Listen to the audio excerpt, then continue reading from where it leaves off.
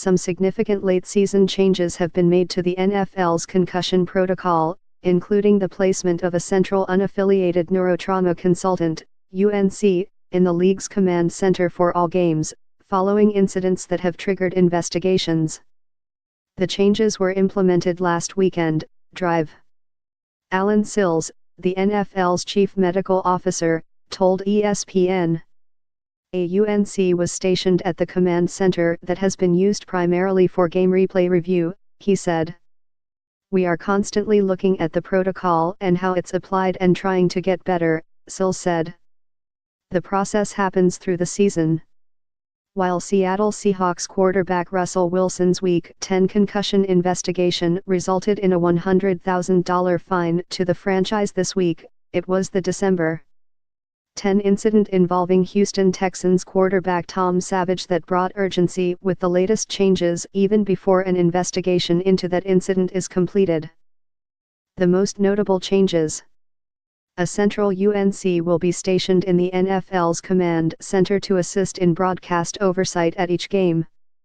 Any sign of impact seizure will be considered the same as loss of consciousness, and the player will be out for the game. A referee who removes a player from the game for suspected head trauma must notify the medical staff.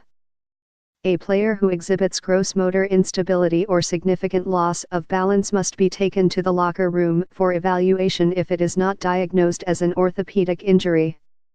A player who is evaluated for a concussion must be re-evaluated within 24 hours, even if the player has an off day.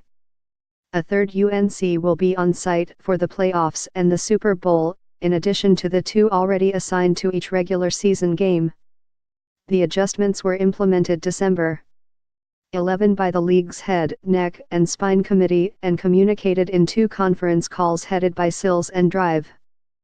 Tom Mayer, the medical director for the NFL Players Association, with an estimated 400 people involved in the concussion process, including every team physician, every athletic trainer, every UNC, and every booth spotter.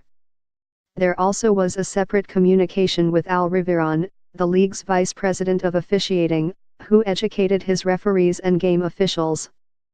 Riveron and his staff also are making room for the central UNC in Command Central. The reason to add an extra UNC for the playoffs and the Super Bowl is to allow a UNC to still be present if another is occupied when a player is taken to the locker room. The practice will be re-evaluated in the off-season. One of the things we learned throughout the course of the season is how we have used the video and how we can improve, Sills said. We also know the people on site don't see every single relay or review everybody at home sees. We wanted to make sure the doctors on the sidelines see the video. Still, I should say that no concussion is ever diagnosed by video. That is for the medical personnel, but we strive to always improve the process, and that's not going to change. Sills said the concussion protocols in 2017 have been successful, for the most part.